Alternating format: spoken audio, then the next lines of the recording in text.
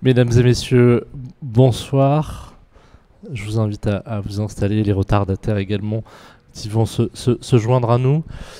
Je suis particulièrement heureux de vous accueillir ce soir pour cet événement de lancement du livre d'Arnaud Pagès, les villes de demain.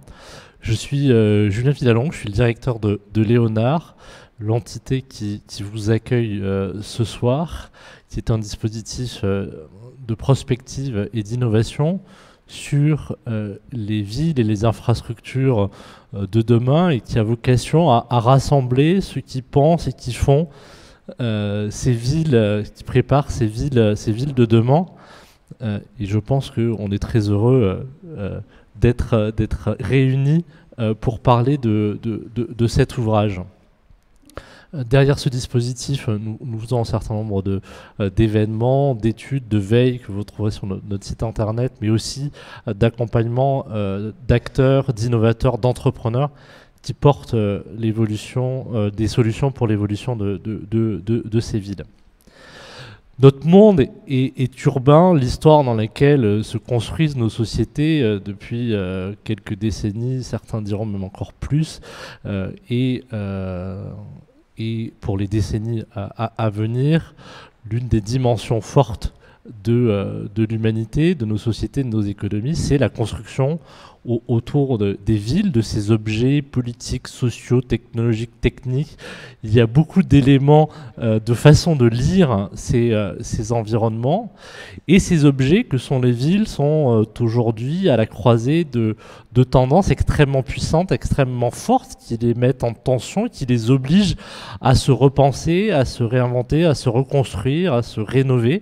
Que l'on pense à des évolutions plutôt sociétales sur nos modes de vie, que l'on pense à des évolutions plus techniques, technologiques, autour des enjeux du numérique, ou bien encore, et peut-être en premier lieu, autour des sujets environnementaux et singulièrement climatiques. Et je pense que pour répondre à l'ensemble de ces enjeux auxquels nos villes, mais surtout les habitants qui y vivent, sont confrontés, nous avons besoin à la fois d'éclairage et d'acteurs qui vont porter, qui commencent à porter ces transformations. Et je pense que c'est l'ambition que Arnaud a souhaité mettre dans cet ouvrage des villes de demain, de rassembler un certain nombre de lectures, mais il présentera son ouvrage beaucoup mieux que je le ferai. Et c'est la raison pour laquelle je suis très heureux d'accueillir cette soirée et puis d'inviter maintenant Arnaud à nous rejoindre, et c'est lui qui va officier cette soirée. Je te laisse les clés du coup ce soir Arnaud, et on est très heureux de t'accueillir. Passez une excellente soirée. Merci Julien. Bonsoir et merci à tous et toutes d'être là. Avant de commencer donc à rentrer dans le sujet, je vais rappeler deux chiffres. 99,9% et 4. 99,9%, c'est le nombre d'espèces vivantes depuis l'origine de la vie, il y a 4 milliards d'années, qui ont disparu, qui ont été balayées de la surface de la planète. 4, c'est le nombre d'extinctions massives dues à des changements climatiques brutaux et rapides. Donc ça veut dire que transformer nos villes, qui aujourd'hui émettent 70% du CO2 à l'échelle planétaire et qui consomment 66% des ressources énergétiques, et pas un choix, c'est pas une option, c'est une nécessité. Et cette transformation, elle prend corps aujourd'hui, elle est très prégnante, les villes se végétalisent, elles se transforment, l'architecture évolue, la façon dont on gère les ressources évolue, l'énergie, les déchets. Il y a une véritable transformation qui est à l'œuvre. Cette transformation, c'est vraiment une clé pour nous pour arriver à construire un avenir durable. Si on agit sur les villes, si on arrive vraiment à les rendre énergétiquement sobres, viables et durables, on aura résolu une grande partie du problème. Donc c'est vraiment un enjeu qui nous concerne toutes et tous au premier chef. Et il faut activer ce chemin, donc est déjà là, il faut continuer sur ce chemin et transformer les villes toujours plus. Et dans ce livre, j'ai voulu faire un état des lieux de tout ce qui se passait, parce qu'il y a des transformations qui sont de l'ordre du bâtiment, des transformations qui sont de l'ordre de la mobilité, de l'énergie, mais aussi dans l'idée de rééquilibrer les territoires. Donc, dans Ville de demain, il y a vraiment tout ça. Il y a une vision assez globale de tous les changements en cours. Ils sont extrêmement nombreux. Il faut savoir que c'est un phénomène global, planétaire. Toutes les villes sont en train d'évoluer et de se transformer vers un modèle qui sera viable, parce que c'est réellement pas une question de choix. On est obligé d'activer ces transformations-là. Donc c'est vraiment un état des lieux de toutes les transformations de la ville, et ça montre le chemin qui va nous mener à une conception urbaine différente, à une véritable transformation qui mène vraiment aux villes de demain. Et pour illustrer cette transformation, je vais appeler un architecte, Vincent Calbeau, à me rejoindre et à montrer le chemin qui est réellement en fait en cours avec une nouvelle grammaire architecturale. Vincent.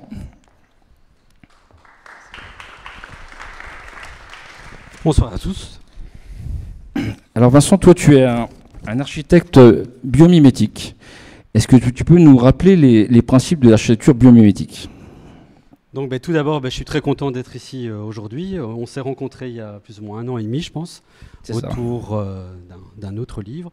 Et je suis très content d'avoir intégré ce beau livre de la ville de demain qui s'intéresse à savoir comment finalement on va allier la nature et la technologie pour remporter le challenge de la transition écologique. Donc, nous, depuis 10 ans, on travaille beaucoup avec le biomimétisme parce qu'on a bien compris qu'en 2050, la population mondiale aura plus ou moins doublé par rapport à ma date de naissance. Moi, je suis né en 1977. On était 4,5 milliards d'êtres humains sur Terre. Et en 2050, on sera 9 milliards. On sait dès aujourd'hui que la population mondiale va donc plus que doubler et que 70% de la population mondiale vivra dans les villes suite à l'exode rural massif que connaissent aujourd'hui les pays émergents. Et comme tu l'as si bien dit, nos villes produisent plus de 80% des émissions de gaz à effet de serre. Ça a été acté depuis la COP 21 à Paris et depuis toutes les COP qui en ont suivi. Du coup, plutôt que toujours aller chercher des réponses vers le high-tech, vers l'ingénierie, vers la technologie, on tente de s'inspirer justement des 0,01% des espèces qui ont survécu depuis 3,8 milliards d'années, pour savoir comment l'aile de libellule, comment la feuille de nénuphar, comment la coque du nautile, comment le brin d'ADN, comment les récifs coralliens ont réussi à survivre à tous ces changements climatiques, hydrométriques, thermiques qu'ont connu la planète jusqu'ici. Et donc nous, notre rôle, c'est, en tant qu'architecte, c'est de faire le lien entre, d'une part, la recherche et le développement qui s'opèrent dans les laboratoires de recherche, dans les universités, vers finalement leur application sur chantier. Savoir comment on peut passer du rêve à la réalité, comment on peut passer d'un projet de recherche et développement à la concrétisation sur chantier. Ici, par exemple, on avait dessiné pour la ville de New York le projet Dragonfly, qui est une ferme verticale qui vient étager des champs d'agriculture, des vergers communautaires et des potagers suspendus dans le ciel de Big Apple. Le concept, il est simple, c'est de réduire de 90% la quantité d'eau utilisée dans l'agriculture biologique aujourd'hui, en faisant en sorte de produire notre alimentation directement là où on la consomme. C'est le concept de la ferme urbaine qu'on avait ici développé avec Dixon Despommiers, directeur du MIT aux États-Unis. Également, on sait que d'ici 2050, on va avoir 350 millions de réfugiés climatiques qui vont devoir quitter leur terre pour affronter la montée du niveau des océans et la salinisation des terres agricoles. On travaille donc pour des villes-États, mais également par exemple pour les Maldives, pour savoir comment on va pouvoir transformer les terriens en mériens sur une petite planète bleue qui est recouverte à 70% d'océan. Et donc ici, on avait dessiné des villes flottantes autosuffisantes qui étaient inspirées de la structuration des feuilles de nénuphar. Également, toujours dans une approche de R&D, on a participé il y a 10 ans à l'élaboration du projet Hydrogénase avec l'université Berkeley aux États-Unis, qui était un peu les prémices de l'avion du futur. Un avion du futur qui n'utilise pas une seule goutte de pétrole et qui n'utilise pas un seul kilowattheure, mais bien du biohydrogène, qui est un gaz naturel fourni par les algues vertes, qui sont la conséquence de l'agriculture intensive humaine. Et donc finalement, c'est tout le challenge à travers le biomimétisme, de savoir comment transformer les contraintes en opportunités et systématiquement transformer les déchets en ressources. Oui, donc c'est un véritable changement de fond, en fait, réellement. On passe d'un modèle à un autre. Mais dans quelle mesure est-ce que cette nouvelle grammaire architecturale fait évoluer la conception de la ville, la conception du bâtiment déjà, et la conception de la ville ensuite ? Donc en fait, je pense que pour changer quoi que ce soit dans notre monde humain, il faut changer l'économie. Jusqu'ici, on pense toujours sur une économie dite linéaire. C'est l'économie de mes parents, c'est l'économie des 30 glorieux, c'est l'économie du XXe siècle, qui fait en sorte que tout ce qui est produit et consommé produit des déchets, de la pollution et de la dette. Déchets, pollution, dette, 3 mots qui n'ont jamais existé dans le dictionnaire de la nature depuis 3,8 milliards d'années. On essaye donc d'inventer une nouvelle économie, une économie circulaire, qui fait en sorte que tout ce qui est produit et consommé soit recyclé et recyclable en boucle vertueuse. C'est ce qu'on appelle l'économie régénérative. C'est une économie qui est basée non pas sur le pétrole, mais bien sur les énergies renouvelables. C'est une économie qui ne développe pas des déchets, mais bien de la solidarité. Concrètement, par exemple, dans la ville de Port-au-Prince, à Haïti, on a proposé de reconstruire un village pour 1000 habitants à partir des débris du tremblement de terre qu'a subi la ville en 2010. Et donc ici, on utilise des matériaux de construction qui sont réduits à l'état de débris pour reconstruire un village. Un autre exemple qu'on développe aujourd'hui avec la NASA, c'est le projet Aikorea. C'est un projet de ville flottante qui serait imprimé en 3D à partir des déchets plastiques que l'on retrouve aujourd'hui dans le 7e continent.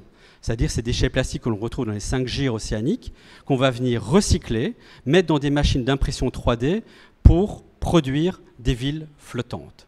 Plus concrètement, quand on parle de recyclabilité de la ville, il faut savoir qu'en France, par exemple ici vous êtes à Aix-les-Bains, nous rénovons depuis maintenant 4 ans les termes nationaux français de la ville d'Aix-les-Bains, qui est la grande galerie horizontale que vous voyez en bas de ce projet, où on vient greffer 2 villages verticaux. Ces 2 villages verticaux, ils prônent un nouveau type d'habitat, que l'on appelle des sky villas. C'est le fait de prendre le meilleur d'une villa 4 façades avec jardin privatif à la campagne, avec tous les atouts d'un appartement en ville, proche des services, proche de la culture. Bref, un appartement avec un jardin de 100 mètres carrés qui offre des vues fabuleuses ici sur le lac du Bourget ou sur le mont Revard. Cette greffe architecturale permet de produire toute l'énergie pour finalement faire en sorte que le bâtiment historique soit complètement autonome sur le plan de la transition écologique et énergétique et puisse être débranché du système énergétique traditionnel. Alors on voit bien l'importance de la circularité dans ce nouveau modèle qui change tout réellement. Néanmoins, il y a l'importance aussi de la nature, de la végétalisation, de l'agriculture urbaine.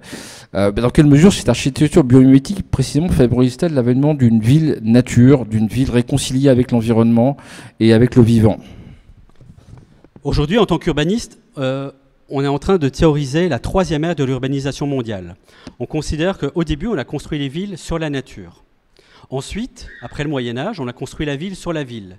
Et on arrive aujourd'hui à une ville comme Paris, une ville concentrique qui s'est étalée un peu comme une pâte à crêpes de façon indéfinie. On doit toujours étendre les lignes de métro, étendre les lignes de transport pour aller toujours plus loin. C'est donc une ville qui est très énergivore. Ce que l'on essaye de développer aujourd'hui, c'est une ville végétale. Par exemple, ici, vous voyez Paris en 2050. Un Paris dont on a fait un livre chez Michel Lafon, que l'on a édité en 2016, et avec lequel on a eu plaisir de travailler avec toute l'équipe de cet éditeur qui essaye finalement de propulser des idées nouvelles dans la population. Ici, on voit non pas un Paris gris, non pas un Paris imperméable, mais on voit un Paris végétal, un Paris qui transpire, un Paris qui lutte contre la muséification et ce qu'on appelle la gentrification, le fait que des populations toujours de plus en plus riches habitent le centre-ville en déportant les populations les plus pauvres à l'extérieur.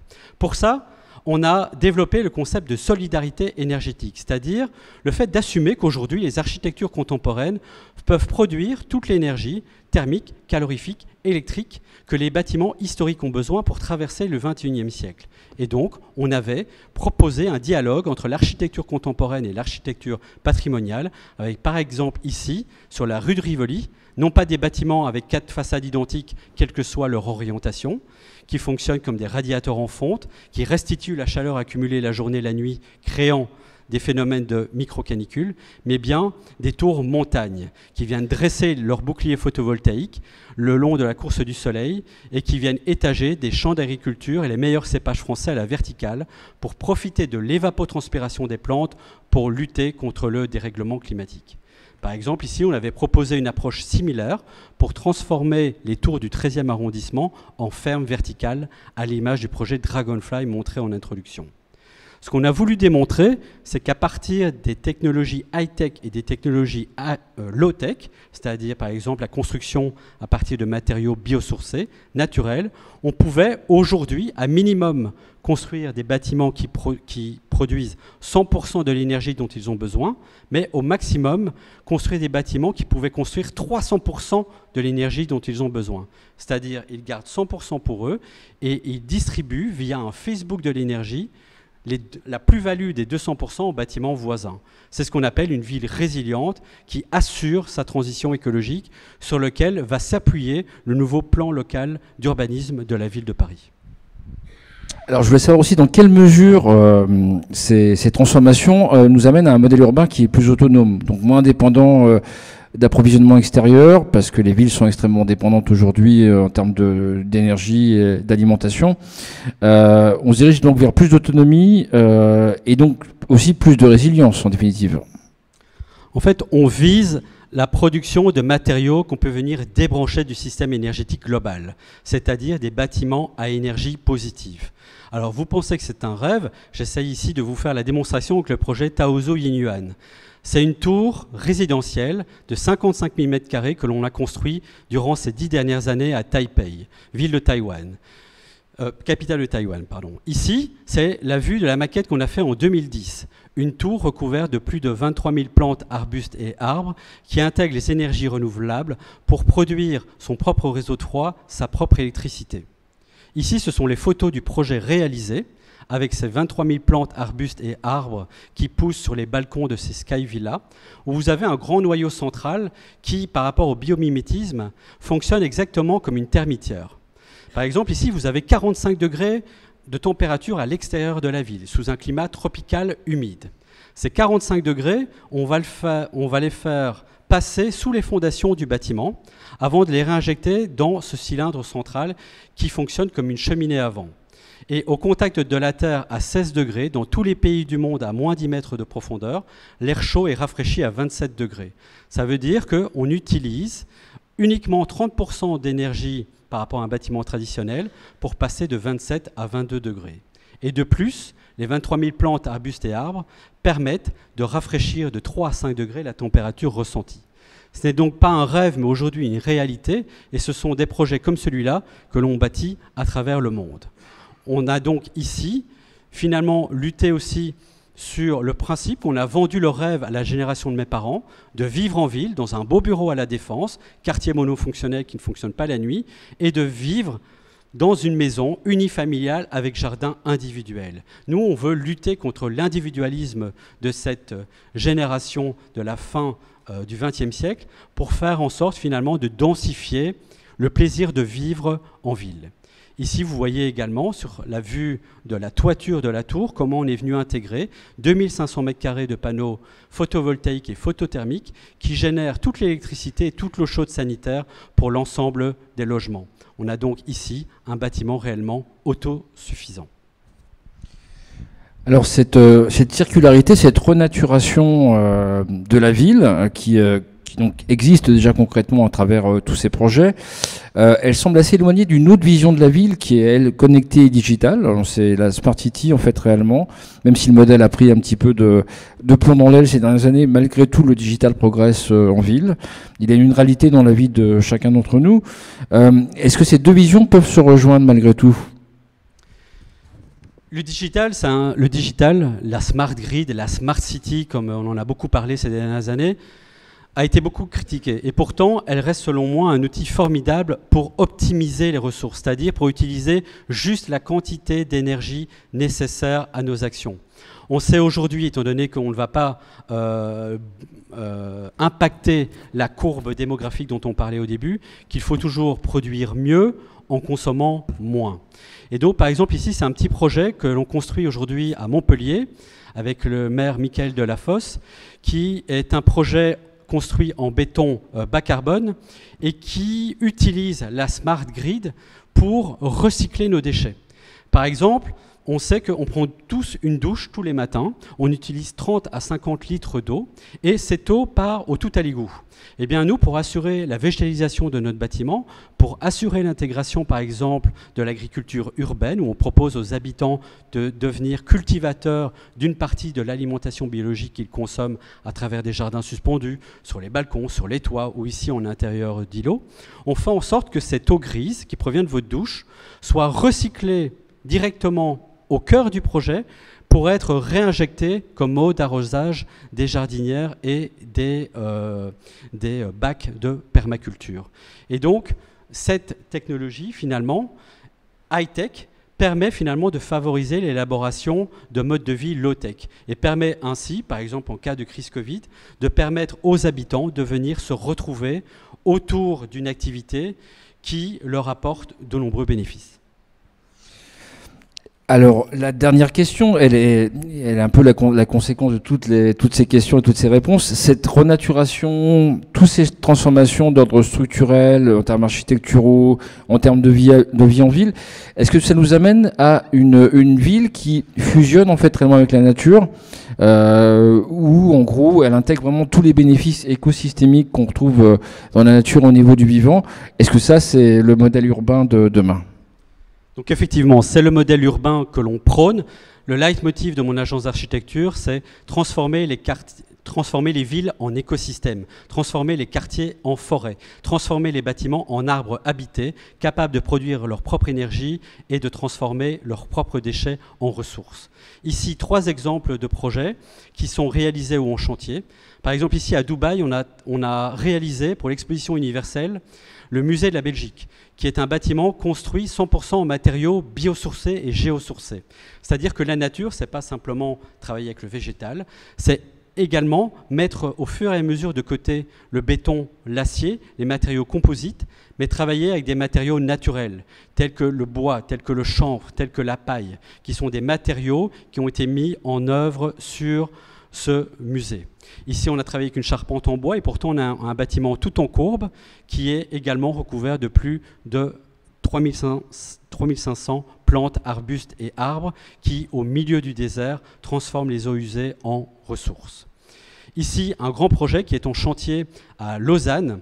C'est un bâtiment, c'est un écoquartier que l'on est en train de créer face au lac Léman et face au Mont Blanc. C'est un quartier qui a la particularité de proposer la création d'une forêt urbaine de 2 hectares d'arbres matures plantés en pleine terre qui vont créer un effet d'îlot de fraîcheur urbain grâce à l'évapotranspiration des plantes. C'est également un quartier qui est construit 100% en bois. C'est-à-dire que le bois est utilisé pour la structure du bâtiment, le bois est utilisé pour l'isolation, où on va utiliser les déchets de scierie, ce qu'on appelle de la laine de bois, que l'on retrouve partout au sol dans ces scieries, qui va être constitutif du matériau isolant, et on va utiliser le bois en façade, du bois blond en façade sud et du bois brûlé qui est issu de la technique du Shusukiban au Japon, par exemple en façade nord. Et donc on a un écoquartier construit 100% en matériaux naturels, recyclables ou biodégradables. Et donc ainsi, on propose également de grands balcons, toujours dans cette optique de Sky Villa, de ramener le meilleur de la qualité de vie à la campagne, mais en ville, pour avoir des villes résilientes, moins énergivores. Finalement, j'ai parcouru longuement et j'ai lu les différentes interviews qu'il y avait dans ce livre, Les villes de demain, et je pense que ce slide synthétise très bien ce que tu as voulu exprimer à travers ces interviews, c'est que la ville de demain, elle sera faite d'architecture résiliente, elle sera faite de technologies issues de la nature, ce qu'on appelle le biomorphisme, la bionique, le biomimétisme, mais également d'éthique, des technologies de l'information et la communication qui optimisent la façon dont on utilise l'énergie, l'électricité, les réseaux de chaleur, Internet, les data centers. Et finalement, c'est la fusion de l'architecture, du biomimétisme et d'éthique qui vont nous permettre véritablement de créer ces villes résilientes et d'adopter des modes de vie éco-responsables, c'est-à-dire de changer la façon dont on consomme, dont on produit, pour assurer cette transition qui aujourd'hui se retrouve accélérée par les conjonctures de crise que l'on traverse. Tout à fait. Merci beaucoup Vincent pour Merci à toi. toutes ces précisions. Merci.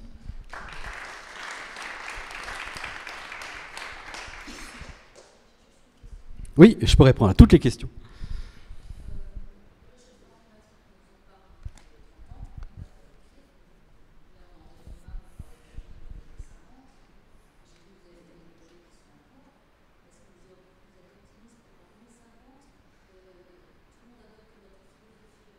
Des gens qui ont intérêt à ce que ce ne soit pas le cas pour des raisons économiques, de secteur de marché d'entreprise, etc. Est-ce qu'on peut être optimiste ou on est un petit peu méfiant quand même? Je pense qu'on peut voir de l'optimisme dans les crises que l'on traverse aujourd'hui. Personne n'a intérêt à changer de modèle. Personne ne veut passer de l'économie linéaire à une économie régénérative circulaire. Parce que tout le monde veut tirer un minimum de bénéfices de ce qu'il a mis en place durant le XXe siècle. Donc c'est légitime.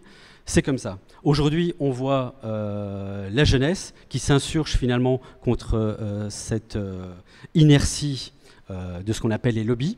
Et en même temps, on voit comment on s'aperçoit aujourd'hui que tout vient d'Ukraine. Tout ce qu'on veut acheter vient d'Ukraine, on a l'impression, ou de Russie. Et la crise énergétique que l'on traverse nous pousse finalement à décroître, nous pousse finalement à essayer de consommer mieux avec moins. Et donc finalement, la crise est le meilleur atout de la transition écologique. C'est un peu schizophrène de dire ça, mais c'est la réalité que l'on découvre aujourd'hui tous les soirs à 20h.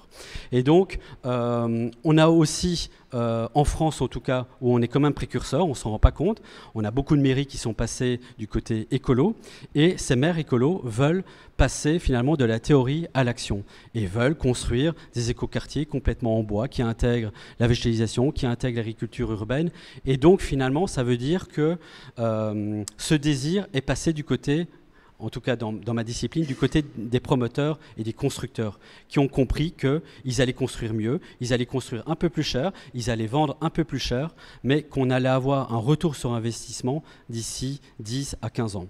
Je prends l'exemple type. On prend un bâtiment classique, on le construit complètement en béton et on le branche sur le réseau EDF. Ça coûte le même prix qu'hier. On fait le même bâtiment, on le construit en bois et on le recouvre d'énergie renouvelable, d'éoliennes et de panneaux solaires. Il va coûter 20% plus cher à la construction, donc les appartements seront 20% plus chers à l'acquisition.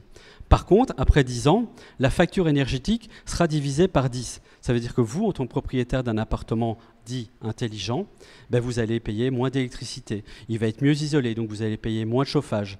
Il sera bien végétalisé, donc vous allez avoir les bénéfices esthétiques, mais aussi les bénéfices d'inertie. Et vous allez peut-être mieux connaître votre voisin parce que vous irez cultiver les courgettes et les tomates qui poussent sur votre toit. Et donc finalement, il coûtera un peu plus cher à l'investissement, mais il coûtera beaucoup moins cher à l'exploitation. Et après 10 ans, c'est démontré aujourd'hui par les économistes de la construction, de tels bâtiments coûtent moins cher après 10 ans. Et donc, je pense que les portes aujourd'hui sont en train de s'ouvrir largement pour aller vers la démocratisation des prototypes que j'ai montrés. Si jamais il y a des questions, n'hésitez pas. Voilà, si vous avez des questions, vous pouvez les poser. Ou pas.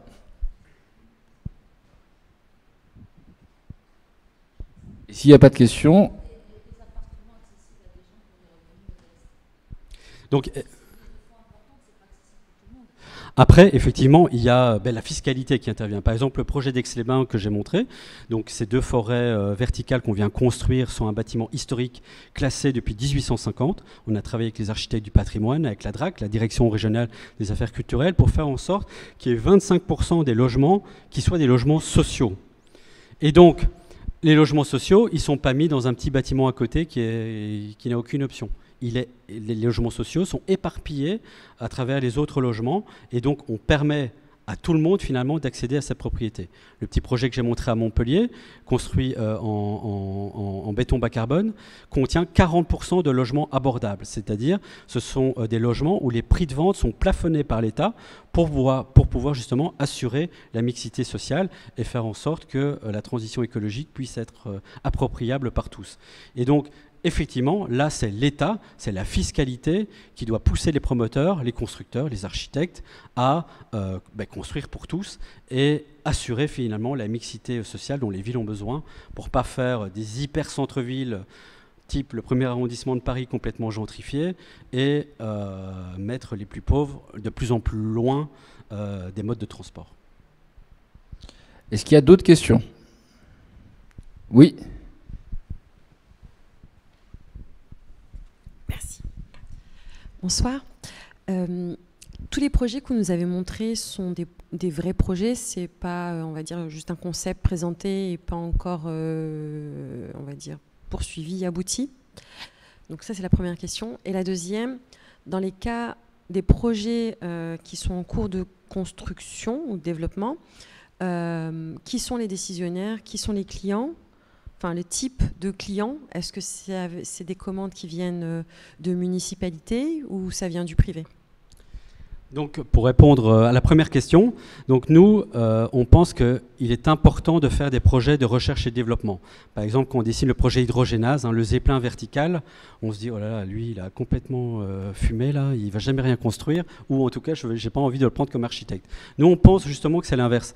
Nous, ce type de projet, il nous permet d'accéder au milieu scientifique, d'accéder au milieu universitaire et d'apprendre que, par exemple, à partir des algues vertes, qui est un déchet de notre agriculture, on peut générer de l'énergie renouvelable à l'infini. Et par exemple, ces algues vertes, on peut les intégrer aujourd'hui dans des panneaux de façade double vitrage, dans des bâtiments constructibles. Et donc, nous, ça nous intéresse justement de faire cette passerelle entre recherche et application. Ensuite, on travaille pour les deux types de commandes, la commande publique ou la commande privée. Mais de toute façon, dans les deux cas, on travaille souvent pour des maires qui font des choix stratégiques forts, le maire d'Aix-les-Bains en France, le maire de Montpellier, le maire de La Rochelle, le maire de Lausanne en Suisse, le maire de Bruxelles en Belgique, qui ont des visions fortes et qui vont chuchoter aux oreilles des promoteurs et des constructeurs de travailler avec tel et tel architecte parce qu'ils font partie de la nouvelle génération qui passe aux actes, qui passe aux réalisations. Et donc finalement, ça vient de façon aussi écosystémique, on essaie de penser l'architecture comme un écosystème, non seulement dans sa finalité, mais aussi dans le processus de construction. C'est-à-dire que par exemple, à Montpellier, on veut faire fonctionner l'écosystème local. Et donc, on a décidé d'isoler le bâtiment avec de la paille de riz. La paille de riz, c'est la partie non comestible du riz qui est cultivée en Camargue, juste à côté. Et donc, on va utiliser ces déchets pour isoler notre bâtiment. Et donc, on va faire vivre une start-up qui est née depuis 3 ans et qui a inventé ce nouveau matériau de construction. Et donc, nous, ce qu'on adore en tant qu'architecte, c'est finalement donner la chance à plein de start-up locales pour utiliser des produits locaux et pour utiliser tous ces déchets en ressources.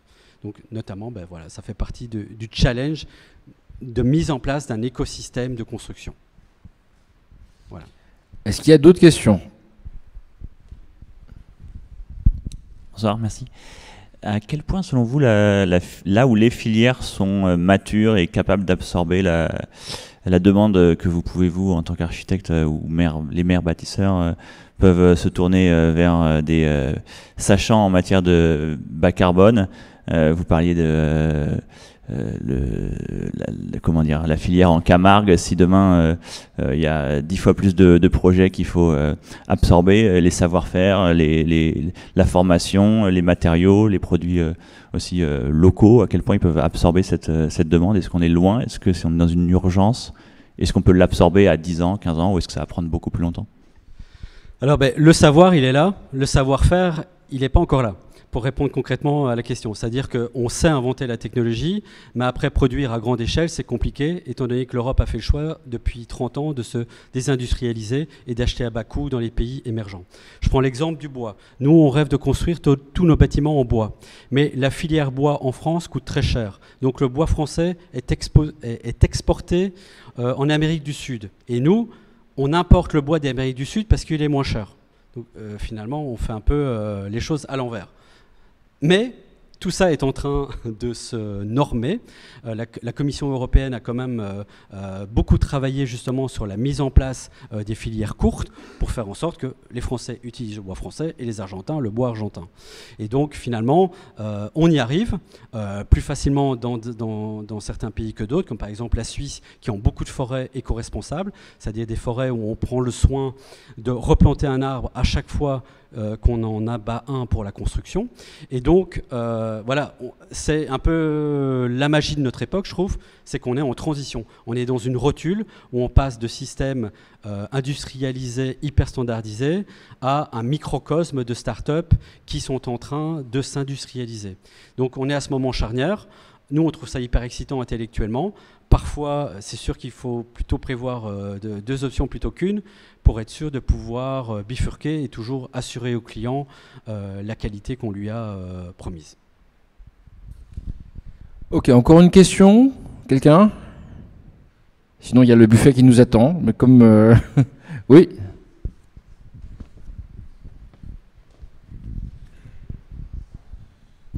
Bonsoir à tous, je me présente, je m'appelle Fahmi. Alors, je vous ai écouté jusqu'au bout, le projet il est hyper intéressant. Et est-ce que vous avez pensé, par exemple, après, je sais pas, à faire, par exemple, quelques partenariats avec des structures ou d'autres associations? Je pense, par exemple, à l'Académie du Climat ou la Fondation Good Planet, par exemple. Oui, au niveau du livre, c'est ça, hein. Non, en fait, on voulait avoir un partenaire unique qui est donc Léonard, qui synthétise un peu tous les enjeux qu'il y a au niveau de la ville aujourd'hui. L'Académie du Climat, ça aurait été vraiment très très bien, mais on voulait vraiment avoir un partenaire spécialisé dans la ville, quoi, sur toutes les problématiques urbaines. Mais en effet, ça se rejoint, hein, parce que la question du climat, elle est indissociable de celle de la ville, donc ça aurait pu être potentiellement, en effet, une très bonne idée. Ok, ça me semble clair. Merci. Alors, est-ce qu'il y a quelqu'un encore? Oui.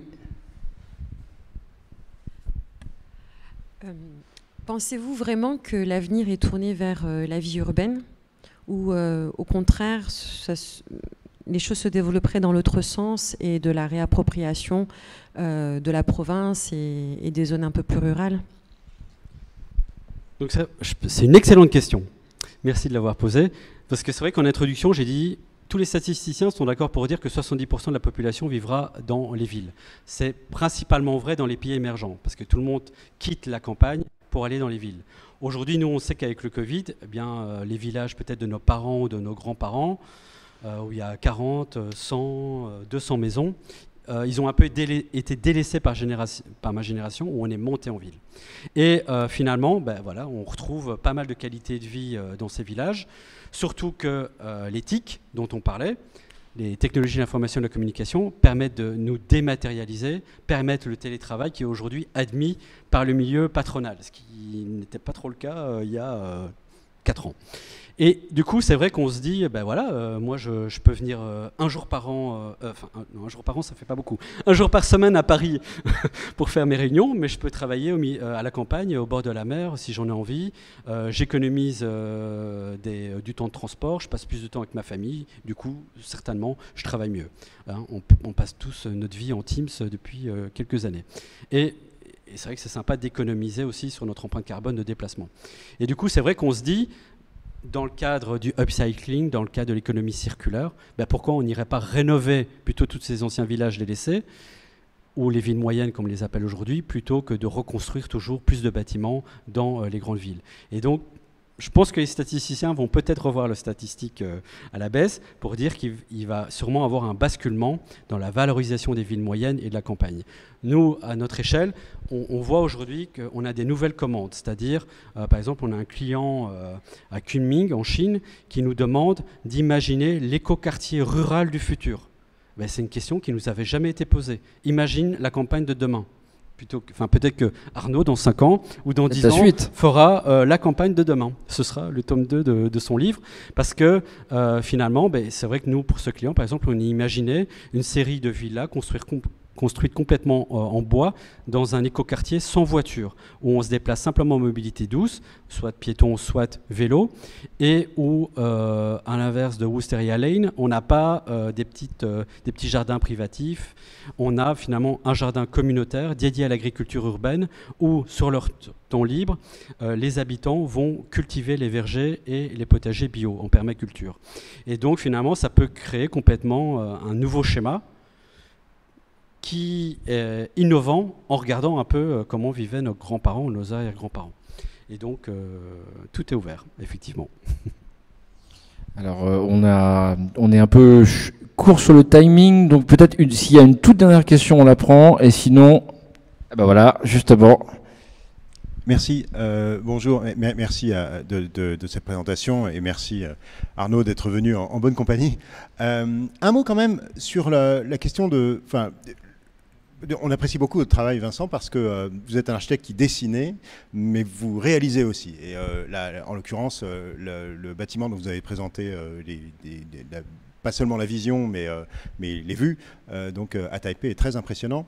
On ne peut pas s'empêcher de se demander, quand on voit apposer cette photo et vos plans pour la rue de Rivoli, la question de l'impact, disons, esthétique de la transformation, et de la transformation environnementale, biomimétique de ces villes.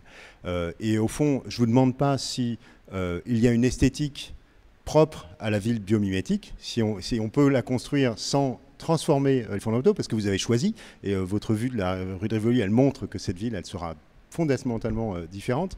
Mais la question qu'on se pose, c'est est-ce qu'on ne peut pas aujourd'hui ne construire cette ville biomimétique que à Taipei ou ailleurs, ou en tout cas certainement pas à Paris?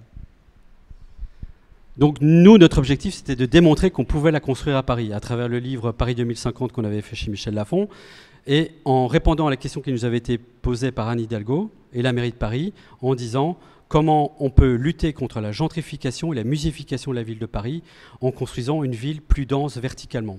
Donc la question qui nous avait été posée, c'était de savoir comment on construit des IGH dans Paris, des immeubles de grande hauteur, et faire en sorte que ces immeubles de grande hauteur puissent apporter toute l'énergie, tous les bienfaits au bâtiment historique. Il faut savoir qu'il y a à peine 200 ans, le baron Haussmann a rasé 80% de l'île de la Cité que l'on connaît aujourd'hui. Et donc, on a un patrimoine qui ne date que de 200 ans. Ce patrimoine, il avait été, donc le patrimoine d'avant 1800, il a été abattu. Et à l'époque, personne n'a hurlé, parce que ça avait été fait pour des raisons sanitaires. Aujourd'hui, je prends l'exemple d'un bâtiment haussmannien. Moi, j'adore les bâtiments haussmanniens, j'adore la pierre, j'adore tout l'artisanat qu'hélas, je n'arrive plus à mettre dans mon architecture contemporaine aujourd'hui parce que les prix du marché sont comme ils sont. Mais pourtant, ces bâtiments haussmanniens sont de véritables passoires thermiques. On ne peut pas les isoler par l'extérieur et c'est une architecture anti-bioclimatique, c'est-à-dire une façade nord qui est identique à la façade sud, alors que la façade sud est plein soleil, la façade nord n'a pas de soleil, et pourtant ces architectures sont dessinées pareilles. L'architecture biomimétique, c'est une architecture comme le pavillon qu'on a montré à Dubaï, qui prend compte de la direction des vents dominants, de la direction de la course du soleil d'est en ouest.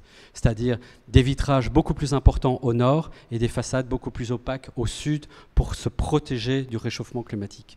Et donc, c'est ce qu'on a voulu expliquer. Après, que sur la rue de Rivoli, on construise un bâtiment de 100 mètres parce qu'on nous l'a demandé en triplant la hauteur de construction, ou que ça soit un petit bâtiment de 10-15 mètres qu'à la limite, on ne le voit même pas derrière les accrotteurs, nous, ça nous conviendrait très bien également. Nous, la logique de l'architecture biomimétique, c'est l'écosystème. C'est une architecture qui produit son énergie, qui la partage avec les bâtiments des autres époques et qui transforme les déchets en ressources pour finalement faire exactement ce que l'on désirerait que l'agriculture aujourd'hui fasse dans nos campagnes, quitter l'agriculture intensive pour revenir vers l'agroforesterie, revenir vers la permaculture, quitter les produits phytosanitaires et manger sain, dans un corps sain, comme dirait la pub. Merci Vincent. Et maintenant, je vous propose de nous retrouver au buffet qui est juste à côté. Voilà, merci à tous et à toutes. Merci. Merci.